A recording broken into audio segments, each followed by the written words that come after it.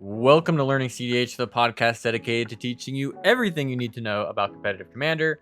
I'm your host, Matthew, and I'm joined as always by my co-host, Eric. And today we're going over the top decks of the quarter. That's right, it is our quarterly update for the second quarter of 2025. The year is almost over, basically. It feels like somehow we're already into the summer. The Invitational's coming up. We're about halfway through it. Oh, yeah. I know everyone's trying to get their last minute invitational points in, but then you have the Still City extravaganza tournament that's going on, the 20K. cEDH might be hotter than ever right now. No, all puns intended for the summertime. And it is not Mardu summer, though there are Mardu decks that are doing very well. Yeah, they're doing pretty good. I wouldn't say it's much of like a anything summer right now. There's no. Like, oh, it's this. So then like it's Blue Farm summer. Yeah, it's like Blue Farm partner summer, basically. Like there's partner decks that are doing well, and then there's some other decks that are popping off. A lot of my stuff recently where I've been covering just a bunch of events, you might have noticed there's just a lot of very different decks actually doing well right now. Lots of stuff out of Final Fantasy that we're not really going to get good data on. It just wasn't popular. It's just too small of a time frame for it to show up. For your VVs, which I could see on here for the next one just because that's such a popular deck. Kefkas, Terras, things like that. Maybe some other ones like Golbez or whatever that are maybe going to be doing well. Maybe not. We'll see. We're going to be going over the top 10 decks. It's not our rating. It's just the top 10 most popular decks of the past quarter in 60 plus player events. I think we're going to do the structure a little different because it's just a lot of the same decks. It's just, oh guys, guess what? TNK's number one. Oh, what do we think about it? Oh, it's pretty good right now. Yeah. It's still the best deck. Yeah, it is. So I think what we're going to do, structure wise, still like we normally do, we're going to go over the entries, the number of top cuts that they got, and their conversion rate, what was doing well out of the popular decks, what's fallen off, moving around. But I think instead of having like a dedicated X amount of time for each deck, we're kind of just going to go through the list. I'll probably have a graphic up here somewhere on the screen of the full list as we go through it, and kind of just comment as we have something to comment about. A deck doing exactly the same as it did last time, don't have that much to say about it, right? So I think we're just going to try to move through it a little bit quicker and then just get to talk about more of the things that we're interested in the format, what's been popping up, what's not quite making it on this list. Like maybe it has a very high conversion rate, but it isn't at that popularity level to really shoot up onto this. Because we're looking at decks that have up to over 300 entries on our most popular deck, down to the low 60s. So there's some decks in that 40 to 60 range that aren't getting seen. That we're going to talk about some of those too. If you enjoy this video, like, comment, subscribe. Let us know down below what you're thinking of the cEDH metagame and of this structure for these reports. I think if we do them like this, it might be something I'd be interested in doing more regularly. As it is, it's just like I couldn't do this every month of just saying guys, you wouldn't believe it, Tymna Kraum's number one, kind of like we said, but the actual moving around and almost more reflecting on the new things we're seeing pop up. I think that the past 3 weeks of cEDH have been really, really interesting. It's been a really diverse look at the format, and just going over that more regularly. Be interested in, let us know if that's something you'd like to see. Yeah, I mean, cEDH looks very, very interesting right now. Looks like we have a lot more decks that are viable outside of what we're going to read off. I think with all that being said, we can go ahead and hop into it. This is a little bit different of a structure. So the next one might not be like this, or maybe they'll all be like this. I don't know. But we're just going to kind of go. And I think instead of going 10 to 1 like we usually do, we're just going to go from the top down to the bottom. Go over number of entries, top cuts, and conversion rate like we normally do, all via EDH Top 16, 60 plus player events in the past 3 months is what we're looking at. We do really quickly, if you follow along with the stats on your own, the past weekend's worth of some decks is kind of lost in the shuffle or had some were misplaced or misrepresented in terms of what their commander is. Namely with Tymna Kraum, there were a bunch of decks, and from what I can tell, all of these extra ones that were mislabeled are all Tymna Kraums. 46 or something that we're missing. They're just labeled as Tymna the Weaver. Tymna the Weaver has a almost 37% conversion rate, so Tymna the Weaver may be the way to go going forward on her own. But yeah, just 2 color. That's all you need. The Kraum was holding it back. Blue cards were just Kraum was a crutch. Down. Exactly. Use the link in the description below to download Whatnot, and you'll get $15 to use to buy Magic singles, sealed product, get anything that you want, really. There's no limits. You just get $15 on the account for free just for signing up. Use the link in the description below. Give Whatnot a try. So the fixed numbers for TNK, I had to do these myself, are 367 entries with 102 top cuts, leading to a 27.79% conversion rate, which is the highest conversion rate on this list, the highest number of entries by a lot, over 100. Kind of insane. By the way, it had 11. It had 11 wins total. Yeah, it's absurd. It is the power outlier probably of the format. It's your Demir reanimator, if you will, legacy players. It probably is the only problematic thing of current CDH in terms of like an actual deck. I do think we are having a lot more diversity. I do think it is still overrepresented, and in terms of like, we don't have diversity because there's lots of decks that are nearly this good. It's we have lots of people who want to play these decks. They are doing well enough to justify playing. You can still top 16 an event on a lot of other weirder decks, but when you see numbers like this, especially like in contrast to the ones we're about to go over, it's not even close. Going down to second place, it's 246 entries for 42 top cuts, 17% conversion rate, a 10% drop off for Kinnan Bonder Prodigy, which is often touted as really powerful. We've talked about Kinnan move up and down, tends to have issues in its conversion rate. But just for some, context, the other two decks of the top three most popular, which are all the only ones above 200, are not close in terms of actual performance to Tymna.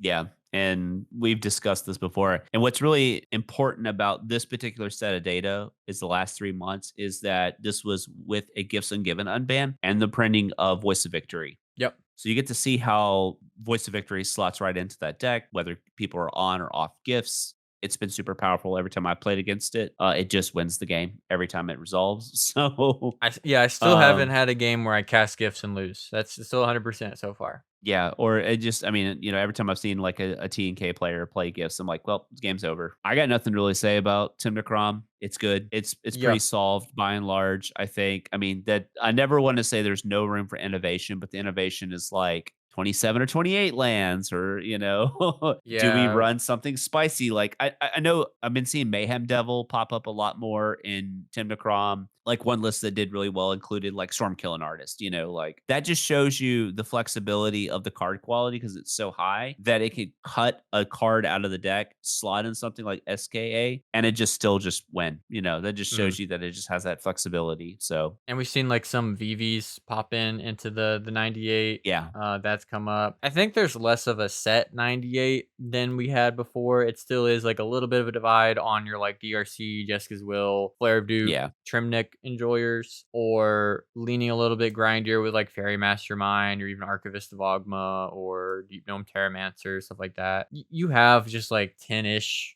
maybe less free slots depending on what you want to do. Sometimes you'll still see like the Reign of Filths, things like that. It should just come in as like a closer in the end game. There's some flexibility. It's a little overpowered still. This is still, I think this is the one deck that if we actually got real bans would get hit. You'd hit something from. I don't know if it's strong enough. You think it's like an S tier by itself? I'd say probably not, right? Imagine this deck in any format, like any 60 card format, or even a video game. Like, let's say it was a video game character. Let's say this was Melee. I mean, this is Fox. Like, It wishes this it was is literally Fox, dude. It's really it's like Fox if you play like Marth or Sheik. I don't know. We have some other decks that are also close in conversion rate, but being the most popular and the best, that's usually like spooky. Hey, that's usually where you get the 7 bans for standard. Yeah, no more Corey Steel Cutter. Kind of vibes. I mean, don't tell them that. They'll start testing Corey Steel Cutter in their deck because it might be provides good, a body for it might be for Tymna attackers. You never know. It's exactly what it's always been. It's just got more tools. It's very good. It's always going to benefit from any new printing of the 4 colors that happens to be powerful. It gets upgrades all the time, whether it's something very innocuous like something like a Into the Flood Maw. It just happens to go into the deck. More times than not, they're going to get the opportunity to potentially have a new card printed. It's a good deck. It has a high ceiling. It has a super high floor, and I think that's what really helps it out. And then when you see pilots that have really good skill with it, they're just going to do well. Because if you look at it, it looks like very fair. Like legitimately, like it's not busted on mana. It just has the ability to navigate the game and always pretty much give you a chance to win. And that's why I think it's really good. Outside, it just has like 1 card win conditions, something like a Gifts Ungiven. But next up, like we mentioned, read the stats off for it. But again, 246 entries, 42 top cuts, 17.07% conversion rate for Kinnan. it floats between the like 10 to, I think this might honestly be on the higher end of conversion rates we've seen for Kinnan Yeah. recently, usually floating around like that 14 probably on average. It's still kind of doing the same thing. We have seen a couple changes where things like the pure parasitic draw engine version of the deck, that is copy enchantment, mirror maid, copy artifact, drift of phantasms, transmute cards are coming in so they can go get 3 drops like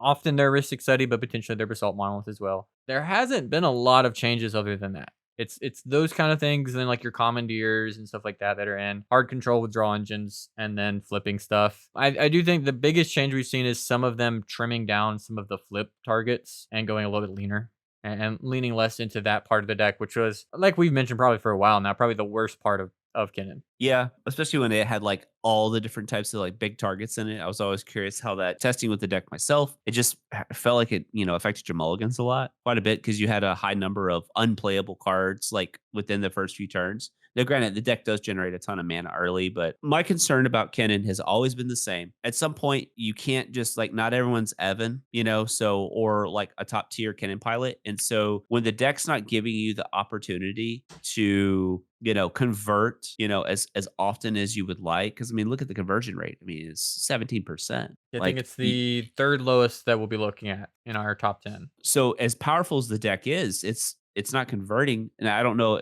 Obviously, that could be a skill issue. That could be a deck construction issue. There's at cEDH, there's a ton of like political factors that go along to it. You can't use that excuse for this deck specifically while like Blue Farm is just flourishing. And another You know, essentially pure Simic deck is also performing very, very well. extremely well. And there's obviously a myriad of factors that can go along with that. I just, it's clearly a very powerful deck. We know what Kinnan does. We know how powerful it is, but maybe it's due to the fact that it doesn't get from A to B or A to Z as cleanly as these other decks, and that's been kind of maybe the issue. If you ever have like Kinnan questions, I'd always refer to the experts in Kinnan, someone like Evan, who's just had a really great successful run with Kinnan. But when you look at Kinnan's wins, Kinnan has 2 wins. The lack of like inevitable engine built into, like, you see how hard they're having to stretch to find actual engines to generate advantage when you don't just get to like flip Kinnan twice a turn or something, or have like the Seedborn thing going, which obviously is very broken. They're having to dig so deep to do that because they can't just present a win. And like, you can just present a win and pray, but you're not especially good at it. You're not any better at it than a lot of the other turbo decks. You are very much incentivized to get an advantage, overwhelm the table, because you don't have, they don't run Dosen. They didn't get Voice of Victory. They don't have even as hard to interact with combos as like a Rograkh, which we'll talk about, or just a super broken finisher in Breach. So they did get like Mistrise Village, which helps a little bit, but Kinnan mana base is already kind of rough. Even in a 2-color deck, that card can feel really awkward in the mulligans. And Kinnan has a bunch of other utility lands they have to support too. They get hated in pods also. If like you have to do the Freedom Waffle pre, during, and post spell politic of every single thing you put on the stack. It needs to have a conversation. And one last thing I'll say about it, that could be part of the sweat equity in the deck, is the fact that like you are using a lot of your resources as in terms of your voice to kind of get your deck across, and maybe not everybody wants to do that, or they want to do it in a different way. Kinnan is part of like effectively an A+B combo in the deck. So as soon as you play your Kinnan, and everyone's automatically like high alert, whether it's right or wrong. I just think that there's part of it, like if you're going into it like from a pure competitive standpoint, where you're like, I want to win. What are the decks that allow me to do that? If you're good and you're good at, communicating, and you have that ability to keep that up for, 5, 6, 7+ rounds, top 16, potentially top 4, good for you. But there's a lot of that's like a mental cost, versus like sitting down with Kinnan and just playing it like 1 or 2 times. And a lot of that is also not a strength of the deck necessarily. You put those players who do that on other decks, they take that strength with them. Sometimes it has more or less of an effect, and sometimes it's more or less necessary. Like a deck that we'll talk about here, like Magda. I've never yapped harder in my life than when I was playing Magda, because everyone wants to kill every single thing. You just put a little 1/1 dwarf into play, and the whole table is like, oh, you got anything? Like, there's conversations on the stack immediately. Kinnan has some stuff, I mean, like we've talked about, has some stuff to get over, but clearly it's still a serviceable deck that's popular. Next up, our last of the 200+ decks, third in popularity, 260 116 entries for 35 top cuts, a 16.2% conversion rate. The second lowest we'll be looking at today, that is Tymna Thrasios. Very similar numbers to what we saw last time. It is still just so in the shadow of Blue Farm. We still see some changes. Like I even mentioned these last time. You do have some people leaning more into the Cradle Rograkh thing. We even see like some Breeze Callers coming in, the Micah Spawns, Cloud of Fairies, Springheart Nantukos, getting on that harder to interact with axis. In that case, building more like a Yoshi Thras. I think we'll touch on that deck. That deck is doing a good bit better than this deck is actually at a lower, percent of the meta, but overall, relative, to what they're doing, a lot higher conversion rate. TNT just still feels like the slowest, kind of weakest option of these piles. It feels like the card quality and the ability to close out the game is worse than Tymna Kraum. It feels like it is worse at most stages in the game than Rograkh. It's slower than them. They do have the ability to close out games potentially, but they're not really trying to do that or necessarily suited to do it. They just sometimes can go Thoracle Console where, a Rograkh can't, but everything else they're doing just feels so much weaker. Their Thras plan's bad, their Tymna plan's weird. It's just a bunch of tutors. I don't know. What do you think about TNT? Well, you're not the best Thrasios deck, and you're not the best Tymna deck. So where are you? You're dead. You're kind of dead in the middle, right? And you don't get breach. You don't get breach. And honestly, a lot of these numbers to me are from players who are kind of hanging on to picking up the deck post ban still. Because that was kind of the auto pickup deck was like, well, this is clearly going to be one of the best things to do. And it was like Hazel's Brewmaster was really good when it first came out. Matt mentioned a lot of new innovation on the deck, and that might be where it needs to go. It might need to do something very explosive because what I've noticed specifically for green, you got to be a cradle deck. Like if you're playing green and you're not cradle, I don't know what you're doing. I really don't. Like, I'm sure somebody could correct me, but you wouldn't want to play the most powerful thing, and you have to be able to enable that powerful thing. And they play very fairly. They're not breaking anything. They have the ability to have an explosive start, just like at cEDH, every deck does, basically, right? Like we're playing a high power vintage like format for 100 cards. I don't know what you're doing that's better than everything else. That's my concern.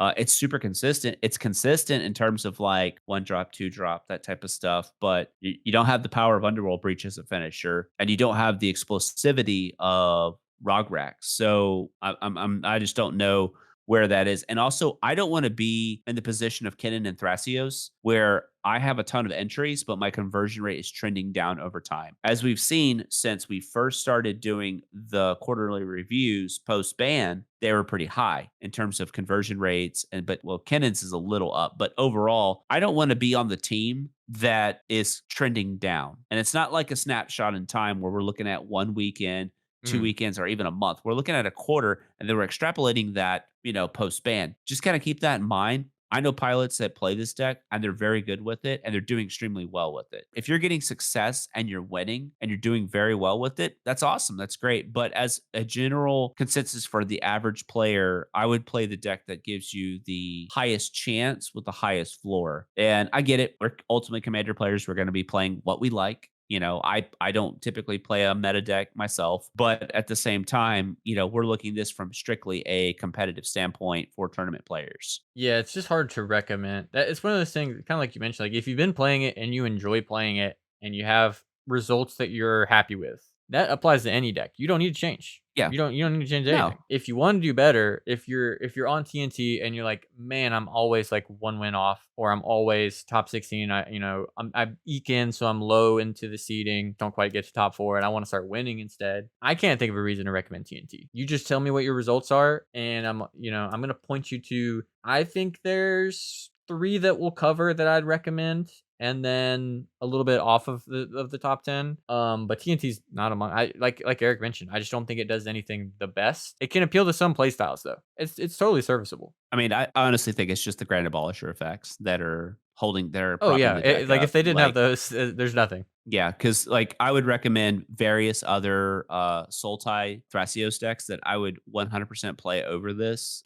It's the crutch of the Grand Abolisher effects that they give people that comfort and that safety of being able to go for a win, feeling like as protected as you possibly can be. Yep. So next up in 4th at 161 entries, with 41 top cuts and a 25.46% conversion rate, which I believe is the second highest that we're looking at here. That is Rograkh and Thrasios, deck that's been on the rise for, I guess, like a year at this point, a little bit longer. You really felt it at LAN Go that it was like, this is the popular deck. This is going to be the popular deck. There were so many people playing it, so many people talking about it, so many people wanting to change their list. I think it was just really, wasn't necessarily that event, but that weekend is where people would like, it finally clicked for a lot of people that I need to know how this works and maybe I need to play it. Or you know, they feel like they should. At the very least, it's like you can't not know how this deck works anymore. Like you can't justify it. Like you have to know when to interact with a breeze. You need to know the text on a Boro Breeze Caller. You need to know the little tricks that they can do. You need to be keeping up with their, you know, when they have a deserted temple and play in a Manamo. You know that sometimes you got to counter that Candelabra now. But it hasn't gone down in with the new recognition. I think if anything, it's gone up a little bit in conversion. You've had a lot of new people pick it up that are, you know, pretty high level pilots. You've had some tweaking where we see Underworld Breach is starting to become pretty popular. You still have I would say a good split of pure Simic. There's not really a token version or a Cradle version. It's just Simic. They're all Cradle decks. And then the Breach list, they've gone away from like Wheels, Jessica's Will, leaning that much into Breach stuff. And they're more, I play Breach in Song of Creation with a very, very light red splash outside of that. Usually Gamble, Breach, LED Brain Freeze, Song of Creation. That's about it. They usually don't have to run the gut shot because they have brain freeze. But even that's a little odd with some instant speed wins without a wheel. But essentially they are Simic splashing Breach Gamble. There hasn't been a lot of changes in terms of new cards other than Louis Sacrifice. Some people experimenting with new stuff still. You see more people running Dorks. I've been really liking bringing back Wall of Roots. I still love Gifts Ungiven. I think I'm the only person playing it. It still has been great for me. And then you have like the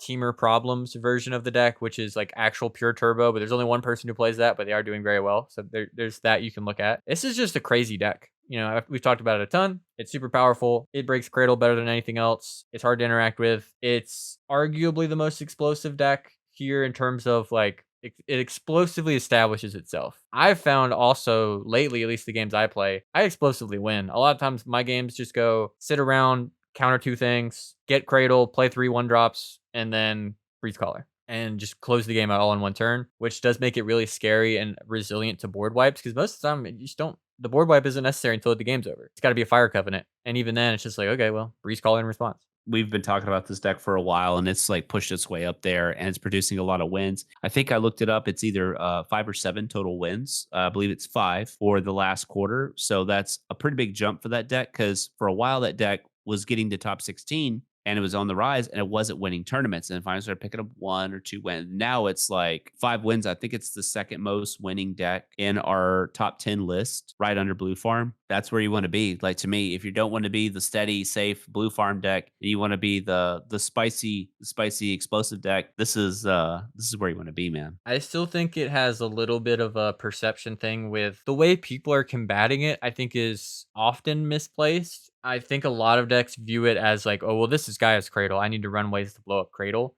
which you can do. And I think if it's free for you to do that, you should. The Zoe Michael Spawn It's mirror. like, am I going to splash Myco Spawn in my, like, honestly, most of the green decks can justify it other than, like, you know, it's terrible in Etali, probably. Your Kinnans could just run that card. TNTs can just run that card, you know. Sisay, that's a little iffy, but you can do that. But now they got a new answer in Louis Sacrifice on the Besejus, which is really nice. That card is just incredibly flexible. The ability to instant speed win, I think, has gotten kind of crazy. And the ability to just win out of nowhere has gotten to the point where the people talking about, oh, I'll just start bringing in strip mine and stuff. No, it's not the way to do it. It's a very bad, poor axis to interact with the deck on. I'd continue to tell people just play faster. We continue to see like Mardu decks pop off. Ral Monsoon Mage has the highest conversion rate among decks with more than 20 entries in the past quarter. We'll talk about it. Roxai has been doing very, very well. Pilots like Dexter and Jay Woods have just been going insane and winning events all the time, top 4ing together with the same 98. That's the axis you beat Rock Thras on, is just beat them quicker, I think. Board wipes are okay. Fire Covenant's fine.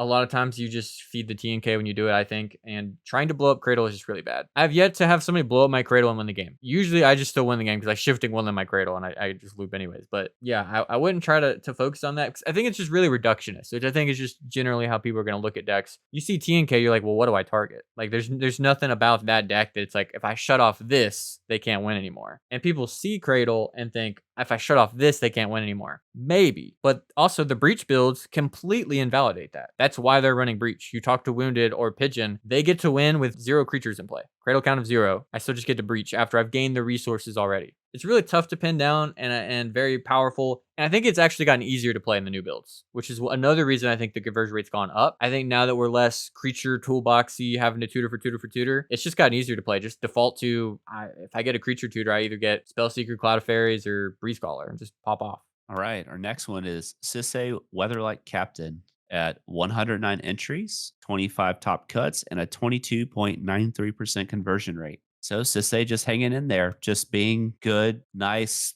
right there in the middle. Obviously, Sisay got a pretty good upgrade, I think, recently in Deadpool. A really good legend to search for as a toolbox card. So have they gotten any more new tech? I mean, every set, I feel like people, they see a legend that's multicolored and they're like, oh, this is a Sisay card, you know? Yeah, I'm not as deep on the knowledge post Final Fantasy. I know I've seen some of them run, I think it's Sarah, which is the Selesnya legend that makes like your first legend each turn cost 2 less. That one seems fine. I don't know if it's cracked or anything. I think Deadpool has been a really strong addition. It really increases your ability to turn one tutor into a win because you get to get double Derevi and increase your colors to the full 5 colors. Have your Cradle, your first search is like Soul Cauldron, untap, activate, get Derevi, it untaps the Cradle, activate, get Deadpool. It's another Derevi, and then you just have all 5 of your colors. You just get to go crazy. A lot easier to win from there. We've seen a little bit less of the Walker lines. Ian won an event on a list that was a little different with like running Thoracle, was running, I might have to bring that one up. I think it was sub 60 players, so I don't think it popped up on this data, but he was running a couple choices. I think it was on Lightning Greaves also. A couple things people are experimenting with. I'm not 100% on what's come out of Final Fantasy that looks like a slam dunk for them, but I mean, they probably got a couple things that look interesting at least. Yeah, still solid deck. Famously, we have very little to say about Sisay because it's always just like right here. It always just does well in good hands. It's not a toolbox deck, I don't think anymore. I think that's just like a thing of the past. They just always win. Don't trust them if they say anything. Everything they do is to try to just untap their Cradle or whatever and win. There is no more tutor for, oh, I'll go get this to do this.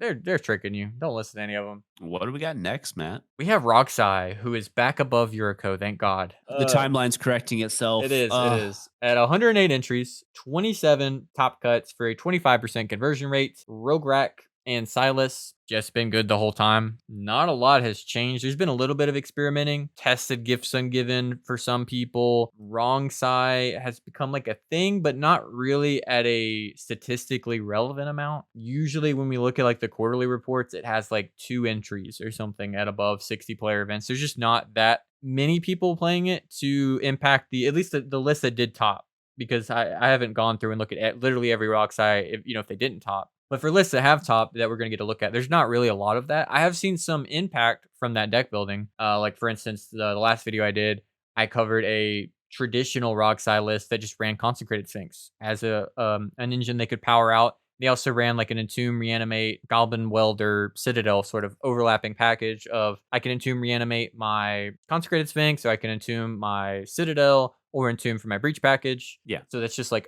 a thing leaning more into like the Mardu thing, really more than like Rograkh even necessarily. Dexter was testing like Stormkiln Artist, which felt pretty strong. Especially like post Necro for your instant speed wins. It felt absolutely broken. Your mana is just free. Post Necro, post Nas. I don't know if anyone's trying Vivi, but that's kind of in a similar vein to Bergie. I still think Vexing Bauble is cracked in the deck list. I think it's actually like one of the better cards in that list. Even though you have a bunch of free stuff, talking to a bunch of other Rograkh pilots, they love that card as well. It's still like a low land count turbo list. Don't always have to Nas. A lot of times Necro is the best thing you can do. Or a draw engine. It's a pretty similar deck. I played it in an event fairly recently. Just did the same thing you used to do.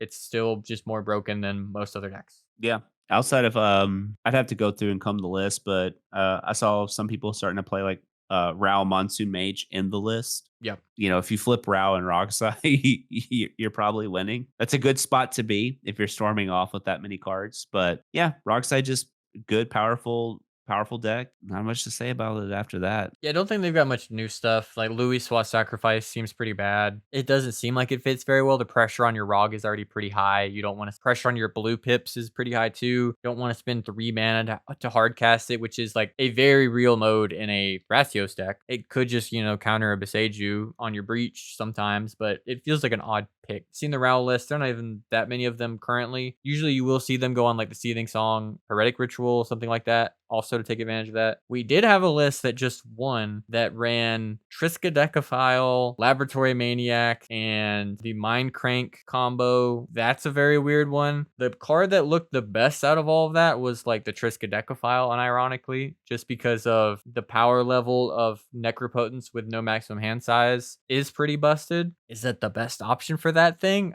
I don't know, but that shows up. It gives you like a Thrasios light engine if you're just in that weird spot where you're holding up looking for your window. There's definitely some people cooking with some stuff. I mean, that won an event. For the most part, there's just some wrong side experimenters and Turbo Grixis. All right, we got Magda, Brazen Outlaw, with 88 entries, 14 top cuts, and a 15.9% conversion rate. Starting to feel like it's on that decline. Yeah, it definitely is. You kind of feel it when you play this deck. Like, you get so targeted and you just get so respected. You also get a lot of the splash damage of all the green decks, basically. Almost everything that's good against them is good against you. All the Deluges, the Bowmasters, Fire Covenants. Beseiju is obviously just played anyways, but like, if you are just running permanent removal, things like the Assassin's Trophies, God, are just horrendous. But they do hit some of these Magda permanents that are, if you have to deal with them by bouncing, it's kind of ineffective. But if you're actually just blowing their stuff up, can really hurt. You definitely feel it when you don't have a vehicle. Trying to just swing with your dwarves is really tough right now. The same reason Najeela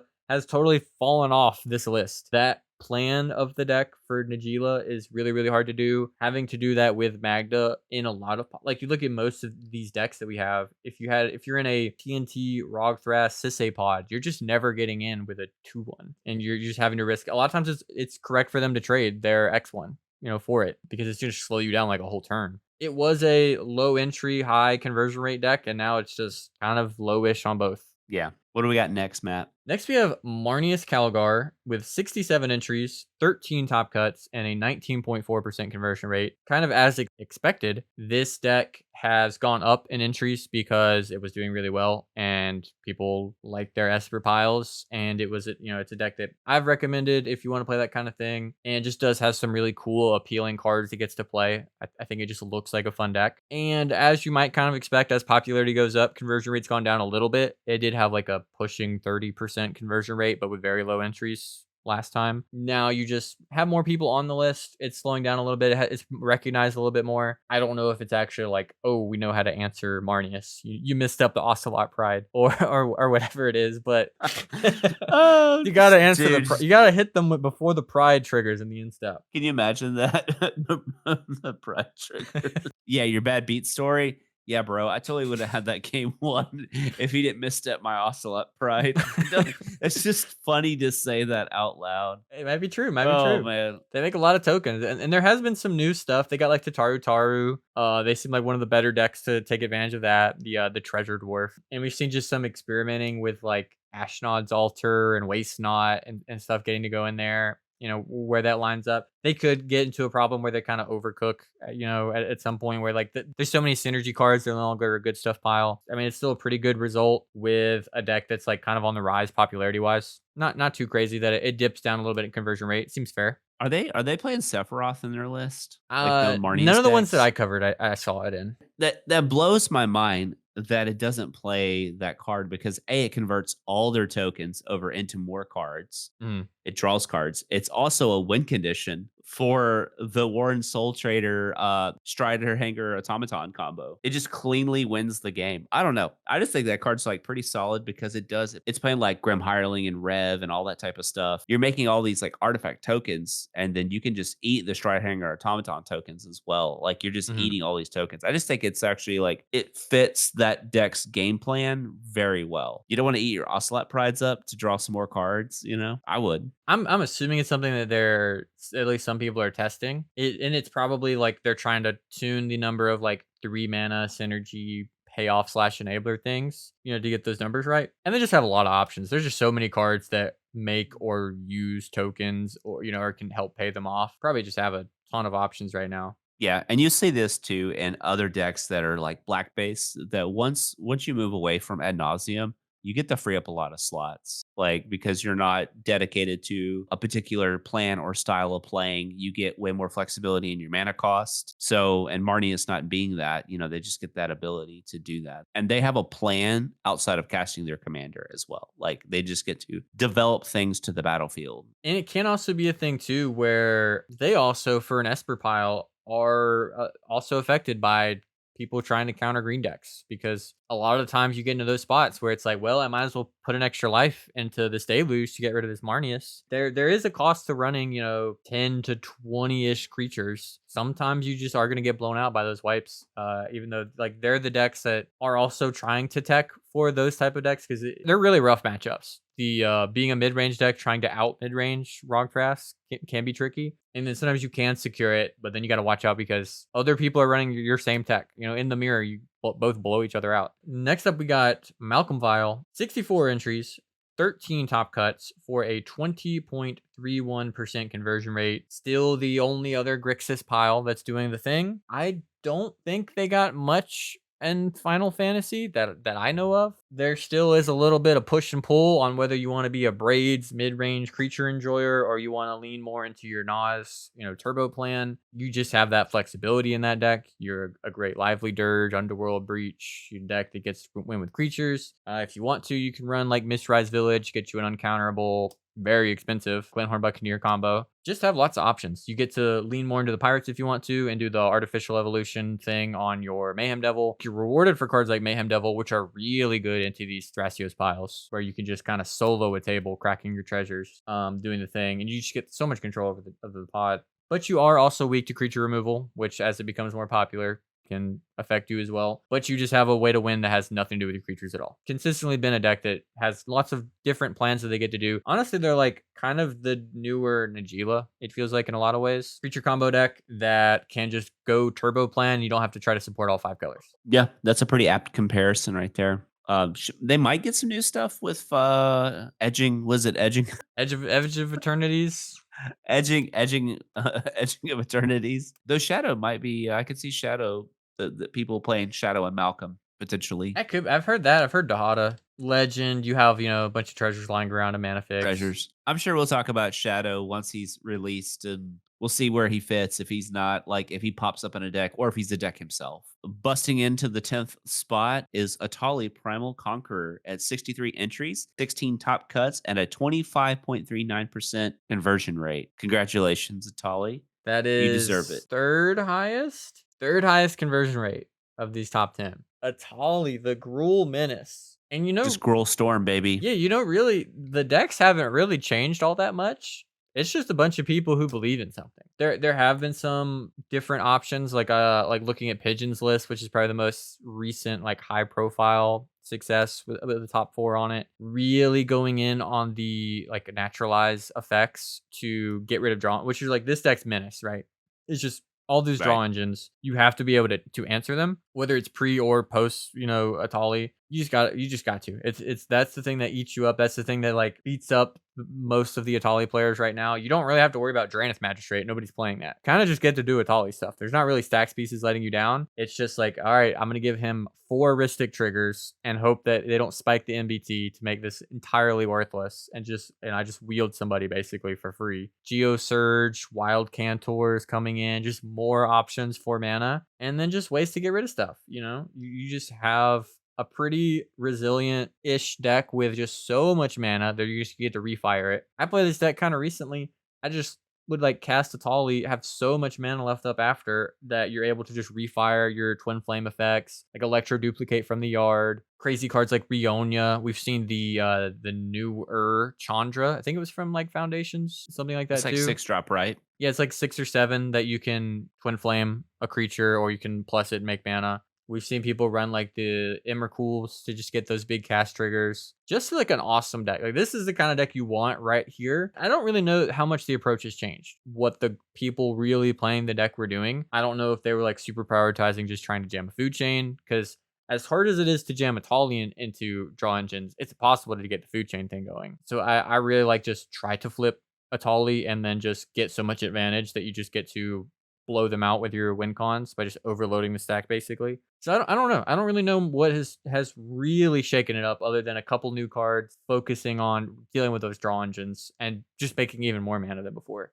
Yeah, I think it's just more intentional for what the deck is. Like I did a podcast not too long ago with Kyle from That's a Good Card. We talked about like Food Chain and Korvold and why like it's good in theory, but like why it struggles is because you have to commit so many slots to the naturalized effect. So like right off the top of my head, Abrupt Decay, Nature's Claim, Natural State because it's 1 mana, Force of Vigor. I always think Force of Vigor is pretty poopy in 3-color plus decks. But this deck being a 2-color deck, it just gets to run all these cards anyways. And they have the slots to do it. So when you get to play like minimum 3 to 4 like ways to get, and this is like excluding Besage You, stop your 2 main plans, I feel like that's a pretty good recipe for success. It's like I don't want to say Rogsai, but it kind of like is like a green red Rogsai list. Like if you really think about it, like it's a storm deck. Ignore the fact that it's a big dinosaur. When you look at it, all it is mana and enablers, and that's really what it's doing. Like you gotta, it's just Gruul Storm. That's what it's You know trying what to it do. is? It's Gruul Ral. Yeah, it's Gruul Ral. Ral. Or And I always Ral describe is Ral as is it Crick? That's awesome. It's good to see another deck breaking into not just the top 10, but like really having a very good conversion rate as well. And that is going to be part of the thesis that I've been thinking about for this particular episode when we kind of break away from the top 10. We'll get into that a little bit later. But yeah, awesome for Etali. Super cool. Got anything else you want to say about it? No, I just think it's awesome. So, diving into some of the decks that did well, but didn't quite have the number of entries to pop up into our, top 10. Number 1 for decks that had more than 20 entries is Ral Monsoon Mage with 37 entries. So again, a decent drop off, but 16 top cuts for a 43% conversion rate. I have been the biggest shill for this deck since I finally picked it up and I actually started paying attention to what it's doing. And it's just broken. And it's like there are a few like players just, that are just doing really well. But you actually look at the results, there's a lot of different names on these RAL top 16s. It's not just, hey, there's one RAL pilot and he got like, 3 results and it's carrying. You got 16 top cuts. That's a ton for 37 entries. It's insane. Yeah, it's really the true storm deck of the format between like it and Etali that we were talking about earlier. Ral's just really good. Like it's 2 mana. It's really cheap. It's got a powerful effect. It's mana reduction. It's really mana into command zone. And that's something that people kind of forget, that it's just the ability to reduce. It gets to basically go under the heuristic study stuff because it gets to just present wins like really fast. So it just gets a high density of those cards. So it's always gonna, its Force of Will is always gonna be on or something like that. Oh, It we just cut really that. just We depends. cut that. A I lot of them actually have. I'm not on Force of Will. It's kind of odd to be not on Force. What's the reasoning behind that? Now, I can't tell you everybody's. I can, I can, from what I've heard, the blue count's relatively low because we're basically mono red. And some people do run it. A lot of times it's like choosing that over like, is it that or is it days? Force of negation is totally off the menu. Like that's just not a consideration. It's not like one of those things that's like literally nobody does. It's like people are kind of split on, but you have some people who don't run Force of Will, just to run more gas because it's just so important for their deck. A lot of times, just having more things you can cast. You don't even need your spells to resolve. You just need to cast them, especially like if you can get a single ritual to resolve. Yeah. Some people don't run Rhystic Study. Usually Rhystic Study games are things that haven't really gone well for the deck. If you can just play 1 turn 2, but like you can't reliably try to do that as a plan. It's just a card you can cast. You Right. really are like talking to some of the better RAL pilots. You really are just mulling for J Will, Wheel, whatever.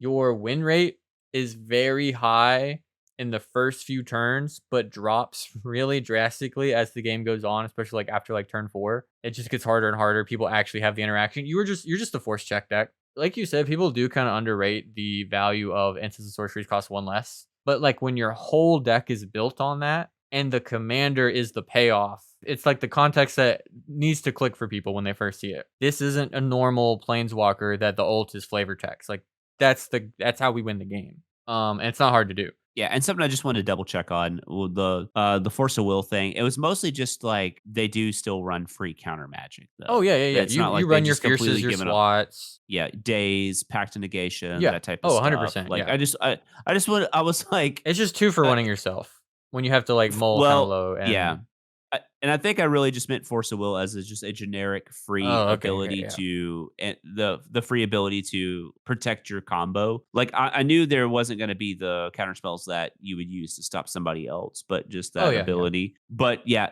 as Matt said, it's intense. It's so intense. It's running Mox Diamond with like 14 lands. So You need every pip counts. every pip counts. It's pretty interesting too. So they looks like they're still on the Mystic Remora, Yeah, even pretty the much ones that everybody is because it's just so cheap. yeah, it seems like it's truly just trying to get under everybody by and large. So, like Jesse still seems to be on Force of Will unless he's Mhm. updated his list. I'm using the new feature on Top Deck GG where you get to look at the decks that have been captured in real time. It seems to be super rewarding for people with like a high skill threshold. And if that's something that you really enjoy doing, like the storming, the tracking, watching Legacy and Vintage, this is really a Legacy and Vintage deck, right? Like Oh yeah, that's what it feels like. you really get rewarded for sequencing. Every single pip is so relevant. If you can do anything to get 1 extra mana out of your turns, it's like the difference between you winning and not even being close. There's also just like lots of rewarding things. Like if you play RAL, like Ruby Storm or Gift Storm in Modern, you'll be familiar with like how it's correct to put a bunch of spells on the stack all at once. So all of your RAL flips will get to see that you cast 6 spells already. So you get more chances to flip your RAL. Things that would seem more niche where you can like return the favor, your RAL ultimate. You also run cards just to be able to kill RAL because if you don't flip on 6, it is really hard to get him dead. Like you need him back in the zone to reflip in case you don't flip into an immediate win.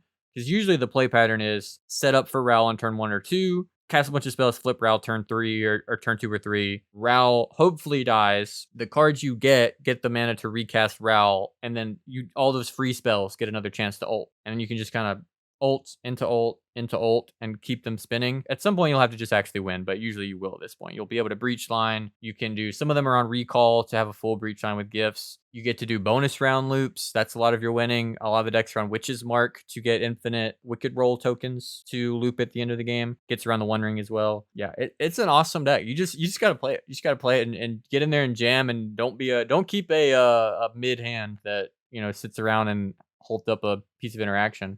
You got to jam. That's good to see. And it's good to see that Rao is taking advantage of the new Final Fantasy card, Vivi. Oh, What do you got to some say of them about on that Vivi. card? That's sick. Vivi, I think, is the only Final Fantasy commander we're going to get relevant stats on or something resembling relevant stats. Like we mentioned at the top of the video, there haven't been a lot of events where Final Fantasy has been legal. But even in that time, Vivi has gotten 36 entries, 8 top cuts, 22.22% conversion rate. Even though it was only legal for like a month, it had just 1 less entry than RAL, for instance, which is a testament to both how underplayed RAL is and how highly played Vivi is going to be. It's worse than RAL. I'll say it. I'll say it. I'll say it. I think it's a little worse. I've played with and against it a lot.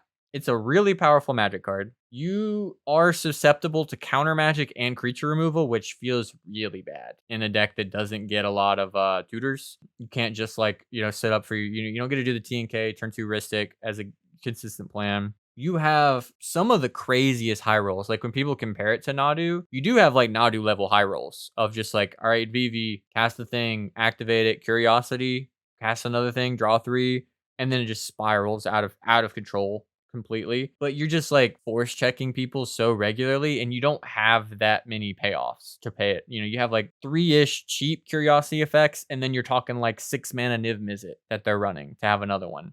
You do have a combo with whatever the name of the 5-drop is. I'll put him here, something elemental, Quicksilver Elemental, something like that. Quicksilver Elemental. Okay, I'm surprised I got that one. But that's a 5-drop that you need a 6th mana to activate to get the infinite going. So it is kind of intense. I mean, the conversion rate's still good, so it might just still be good enough. I think it's going to take some tweaking to see, I think the people who turbo jam out Vivi and try to curiosity on it will probably get punished pretty hard because people see Vivi and they're ready for that. That's just what they're sitting there waiting for you to do. Kind of like with Nadu, the people who are kind of patient wait until they have the mana to, hold it up and another piece of interaction. Maybe they've drawn some more cards are probably going to get rewarded pretty well. But it's also it looked gross in the 98 of decks that I've seen. So Yeah. that's where I'm really most excited with it. What do you think about Vivi? Just based on what I've been watching too, and watching just other formats with VV, it's clearly super powerful. It's like in this weird like Bergy, but doesn't you don't lose the mana space. It's a win condition in itself, effectively. Mhm. I don't know. It's super powerful. It's really hard for me to look at a creature that's 3 or less mana, that's blue red, that happens to be like wizard, that just has all the like it just has all the makings of a powerful card. It's also a standard card. Like VV does Mhm. not feel like a standard power level Oh, magic card. no. It feels like it should have been out of like a Horizon set. And I don't know if anyone remembers this, but when Final Fantasy first got announced, it was a modern set. And I don't know if you noticed, but Final Fantasy, I don't know, it feels pretty powerful for a standard set. Some of the cards feel kind of pushed. Seeing a lot of the cards already show up in modern. Like I mean, Vivi. they don't go in. Vivi's like kind Yeah, of become a deck already in Modern. yeah. No, I mean, VV is pretty gas. I mean, that's pretty. It's a pretty cool. Now, well, I could it see more play than Rao? Yes. I think it Do will I just think it's off of the character recognition and the character card. recognition, and I think Rao's ceiling is higher, but it's also skill is so much higher. Like unless you are a true storm player and you know how to sequence your storm spells very well, whether that's something from like previous storm and modern, unless you really know how to sequence your storm decks like very very well, I just see VV because VV is more of a safety net. Why not just play both? You Just could. play VV in your Rao deck, Yeah. which it showed up in one list already that I looked at on top 16, which was really nice. It's tough because it has a blue pip, but it's really nice that it gives you like it just totally fixes your mana, which is like almost always the toughest part of that deck. It's just like I just need one more pip. So Yeah. that part of it is really appealing. It's why like Stormkill Artist feels really broken on that deck. So a couple other ones that are performing really well. Rocco Cabaret Caterer, 22 entries. So again, we're talking pretty low numbers, but 36% conversion rate, 36.36 with their 8 top cuts. The Turbo Rocco builds are just really, really powerful.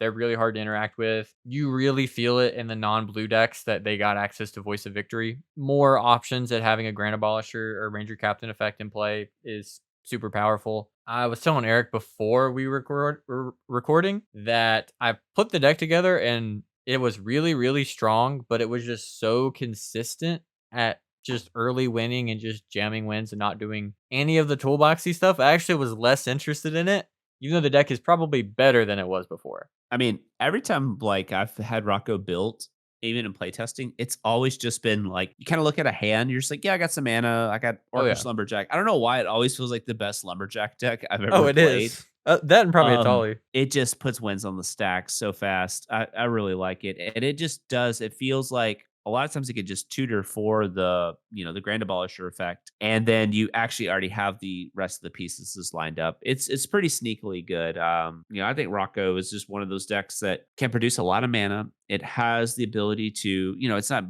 a busted cradle deck, but it still has the ability to commit to the battlefield quite a bit. If you still like doing that type of thing, I highly suggest it. I think it's really good, especially to like, I know we talk about the Rhystic Study meta and all that type of thing, but like Mystic Remora is in all these decks as well.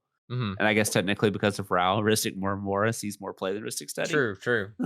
by a small percentage. Just having the ability to produce a lot of mana to largely ignore Rhystic Study, but also to completely ignore Mystic Remora in that regard. Anything sticking out you want to talk about? No, not any particular decks. I just want to note, and this is what I kind of hinted at earlier. I think it is a specialist paradise right now, more than we've seen just reflected in a quarterly review, where you see a lot. Like, I mean, I have a myriad of lists that we could go through, but it would take forever. Where decks are very little underrepresented, but what you used to see a lot was decks that were underrepresented have really poor conversion rates because they weren't quote high powered enough. But I've got a list of just like about 22 to 25 different decks, anywhere from 3+ tops to up to as high as what we talked about with Ral, that have over a 20+% conversion rate. And why is that significant? That means that if you have the ability to play a deck that you legitimately like, and we're going to remove the Tymna Kraum like thing from, because to me, it's the only true outlier. out of all these. It's the only deck to me that invalidates playing whatever you want to play. Mhm. If your goal is to just win, between that and like Rograkh, everything else, I think you can justify playing. Like, do you think you should play Magda over Rao? I don't. I think Rao's a superior deck right now. It's going under everything. It's just better. It's a faster, better two mana red commander deck. True. Same Like casting cost. the sports world to me gives a great example of this. You want to be on the side that's trending up, not in a snapshot in time, but you want to look at, the last X amount of games where they played, blah, blah, blah, blah, factor that in. You want to see how teams trend and whether they're just like winning everything or are they trending in the right direction. And we did this a long time ago when we talked about Tivit, when Tivit was like the bee's knees and everybody said Tivit was better than Blue Farm and all this other stuff. And that just was never true. You want to look how decks trend. It's just like when we saw Dawn Waker Thrasios and when we very first started doing the quarterly reviews, Dawn Waker Thrasios was literally one of the top decks, if not the top deck in the meta. But you look at month after month, it starts trending down for various reasons. And you start seeing this in these decks. And there's a lot of decks here that are doing very well when particular pilots play them. Now, that is obviously a pilot strength of a deck. But when you start seeing other pilots randomly pick up a deck and they're able to put up a result with it, and it's consistently and it's starting to pick up a little more and more and more, that's a good sign. And that shows that gives me more like a like the 5-0 dailies for like, leagues like Mhm. modern, whatever, you see that decks have the ability to win, especially in these gold level events. And Matt's been covering more and he's seeing more. You actually can speak on this better than I can. You're starting to just see more decks pop up and more diversity pop up. Now, are these tier 1 options? No, but if Jacob's playing Kalia, if Bad Dog's playing that deck, he's almost locked for top 16, right? Like that's Mhm. what he does. He's had an insane run with that deck specifically. And that just shows you that like that player has that ability and maybe there's something there. I just think if people just want to pick up these decks and practice with them and learn them, your options are just way more open than they've ever been. Even if the numbers are higher for popularity in some of these decks, they're just still not doing as well. Would you rather be on the team that, sees a ton of representation but very, very low ability to convert into wins?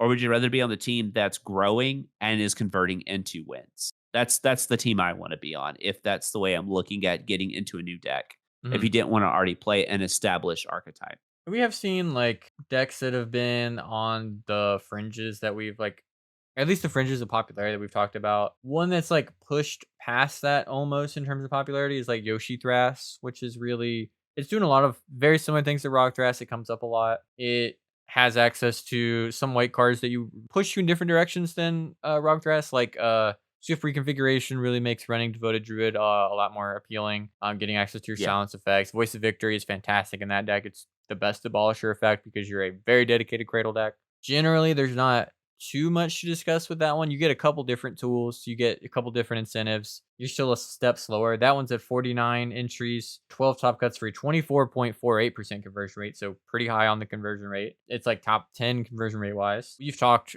I think in the last episode, maybe even before that one, on Francisco Thrasios, the Turbo Sultai list. I've covered it a few times, though not so much recently, and some of the events I've been looking at. But that one is another one with like dedicated pilots who are just absolutely cooking people. Thorpe Consulting, double Necros, access to the Francisco combo if you want it. They're on that. They're also on Isochron Scepter, Dramatic Reversal. And then in that list Okay. specifically, they're on the keys along Mhm. with like the One Ring, and they're on Emerald Charm. And their Dramatic Reversal is effectively a giant ritual Yeah, I was gonna say I that like also helps. it there more than just throwing it in a random mid-range deck. Yeah, and they're a cradle deck too. They're like a 27 land cradle deck. New tech that they've been playing that we've seen before in other decks is Peat Bog, and they're just able to crop rot into Peat Bog. So most of the times when you crop rot, you're in those kind of decks. If you're not getting an E zone, you're like going to get like Ancient Tomb or a Cradle. But if you need the black mana, you don't really have that ability to do that. And you're not on a ton of creatures, so you're not wanting to play like Phyrexian Tower. So you just crop rot into your Peat Bog.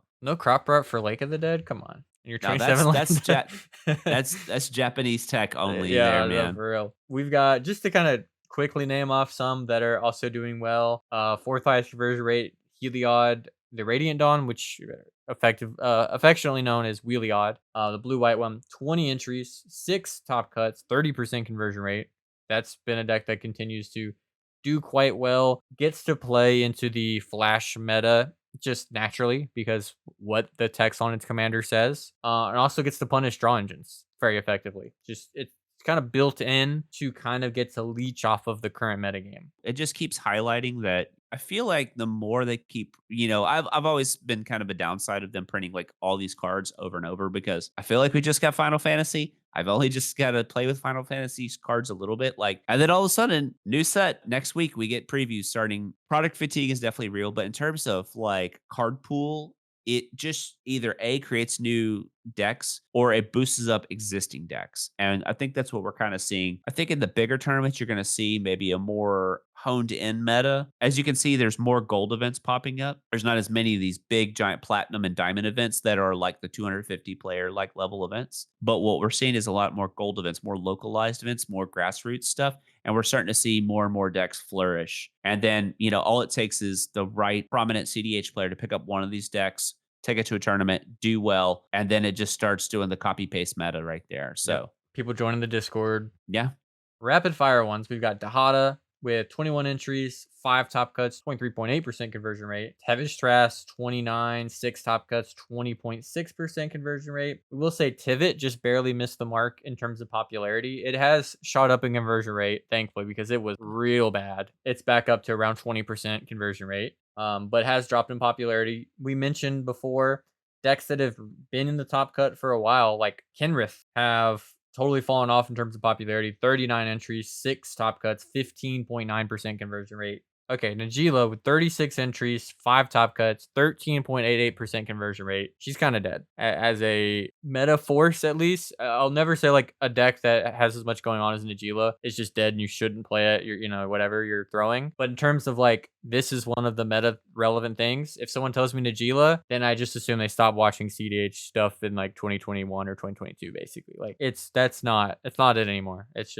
It's so hard with all these creatures and your awkward plans and, Nauses in general have just been weakened. The no bad cards one has just gotten worse and it's hard to get through to focus on the Najila plan. We see that with, like I mentioned with the Magda beats sort of focused decks. I mean, obviously we haven't seen like a Winota pop up in a while. She's rocking an 8% conversion rate, is getting some entries and did have a top cut. And then decks like, Flavor of the month, I don't think better describes a deck more than Hashaton, which at 30 entries has 0 top cuts for a 0% conversion rate. Thought that deck was the next Esper like god tier deck. That's all I heard when it first came out was like how busted it was. Yeah, it hadn't really worked out that way. I don't know. Big Scarab was just paying people off to talk about it. Big Scarab Pharma. Oh my gosh. They were just paying people off. Yeah, it didn't take me long to realize that one was pretty bad because I played against it a lot. Yuriko having a big fall off down to 9.6% conversion rate, 52 entries. I got tired of covering Yuriko. Yeah, there was not much to say. It was such a clear, hey, the bans have hit. I don't have to play red anymore. Maybe my Yuriko deck is viable. I feel like we're finally recovering from the bans. Yeah, like the overcompensation of swapping, just expecting a new game. Yeah. Underperformers I want to mention, because this was kind of surprising to me. Dargo Tymna, 27 entries, 3 top cuts, 11.11% conversion rate. This has been a deck that like has some kind of high profile wins recently. Of their 2 wins, that was 2/3 of their top cuts though. Nobody else really getting in on any of that conversion and struggling in events. Well, I think that deck, again, you got to know what you're doing. If you don't know what you're doing with that deck, you're just going to be fumbling in the win. It's a pretty skill intensive deck in terms of just picking it up. So unless you are in the know of how to play that deck, whether it's you're looking at the Kellen's recent list or even going back and looking at the shell that like Connor had built and had up for a while, like because he did a ton of work on that deck and it got a pretty big upgrade. Like Deadpool's a pretty good upgrade for that deck as well. What I've been noticing, unless you are something like a Rao or a Rogsai that has the ability to generate a ton of mana out of nowhere,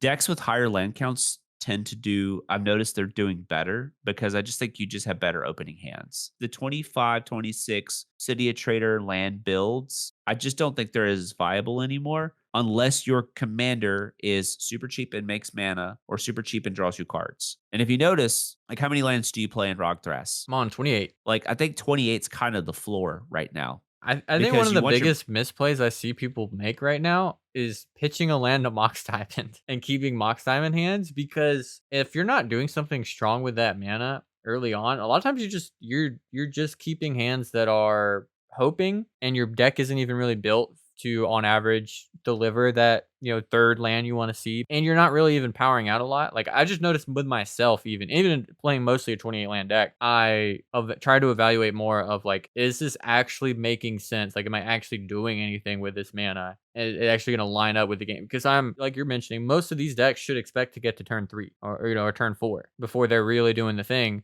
Ideally, you want to play a land every single turn of the game. If your deck is built, even Roxai wants to play a land every turn.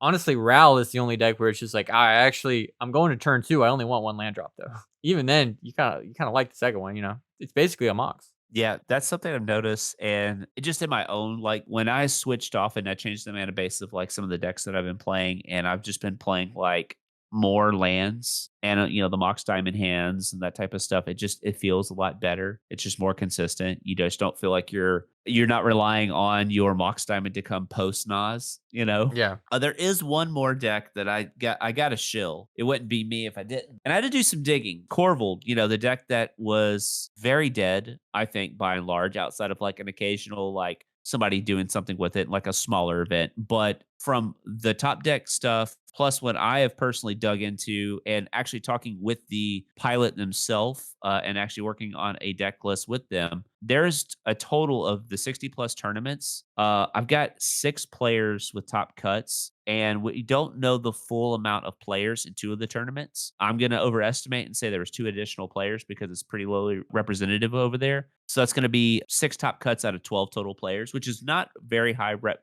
This is what I talked about on my tweet. It's a small sample size, Mhm. but it shows the ability for a pilot, if they are specialized in the deck, to do well with it. Someone could say, "Well, that's not a high enough representation." Well, would you want the deck not to do well? Like, that's all you can ever ask a deck to do, right? Yeah. Is if they're doing well with the deck and you have a 50% conversion rate with a deck, that's pretty Yeah. good to ask for. And it's not just one build either. It's 4 different builds, but you have like a goblins build. And the player who plays the goblins build over in Thailand, their tournaments are pretty big. They're around like the 60 to 100 mark, and they almost always top their event over there. And they actually probably have the most tops on Korvold all time in the world, because I've been following this player for like years now. They just adapted post ban. You have the Japanese lands build that did well in one event. You covered it in one of your videos.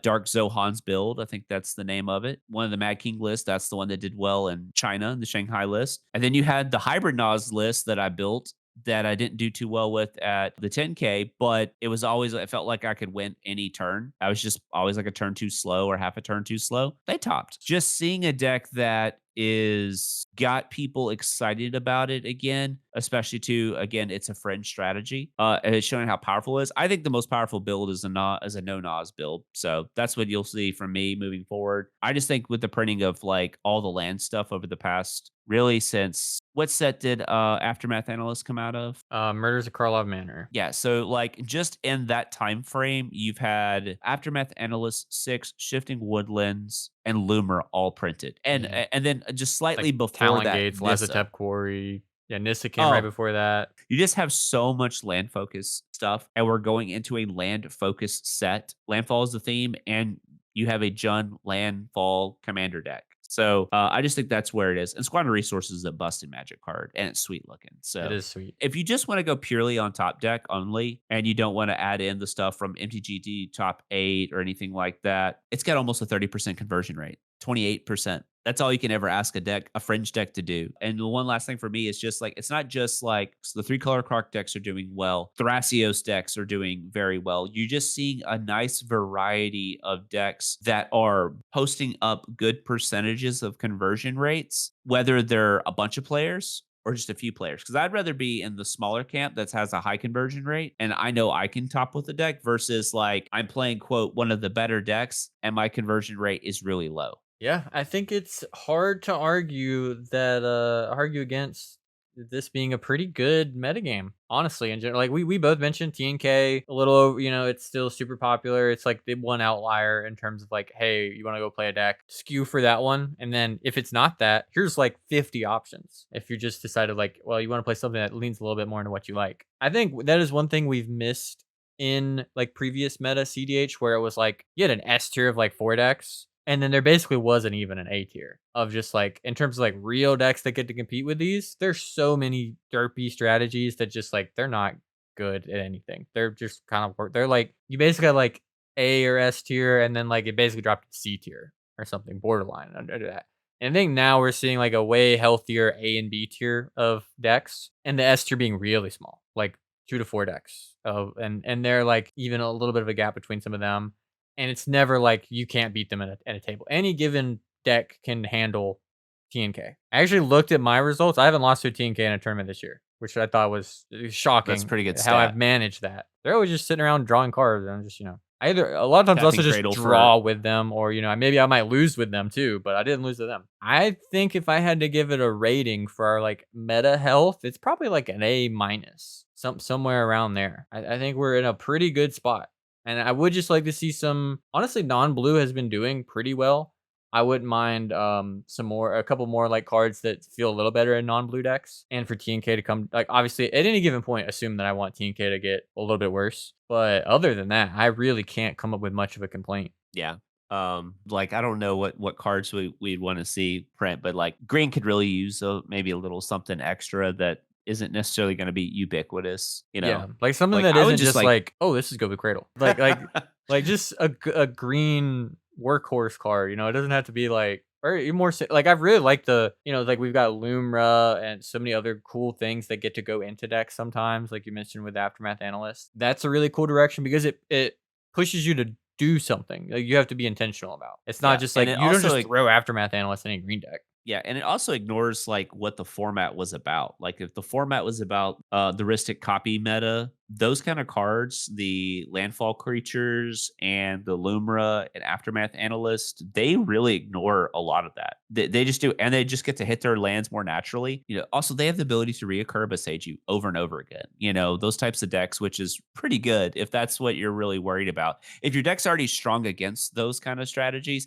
and you have the ability to reoccur your Beseiju into your hand, that's a good place to be if the game allows you to have time. And then that's where the cool meta like shifts, and that's where the Rockside decks come back in and go, oh, by the way, I just natty mold to 4 into, Thras Oracle combo, idiots. Yeah, it's kind of a fair balance where things have slowed down enough to where people get to do stuff, and then other decks can be like, oh, you guys thought you got a lot of breathing room, I get to come up and I can rally Rockside you. And then other decks can be like, okay, well those are doing well, I'm gonna lean even more into being a dork and lots of early interaction, or even like an occasional stacks piece that might come up, like a Blind Obedience or a creature deck running Deafening Silence.